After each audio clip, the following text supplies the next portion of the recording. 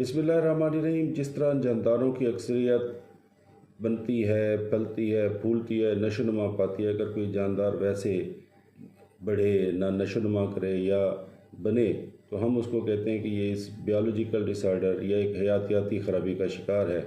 और उससे हमें ज़रे ज़हन में ये आता है कि वो जानदार जो है वो अजीब तरह का होगा, डिफ़ॉर्म्ड होगा।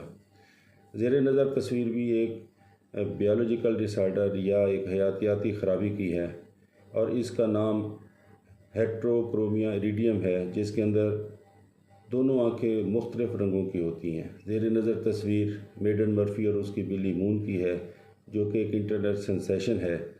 अब आप देख सकते हैं कि दोनों की आंखें मुख्तलिफ़ रंगों की हैं। अब आपने ख़ुद फ़ैसला करना है कि हम इसे बायोलॉजिकल डिसऑर्डर या हयातियाती ख़राबी कहें, कुदरत का करिश्मा करें या हुस्न का एक नायाब नमूना कहें, यह आपके ऊपर है। Thank you very much.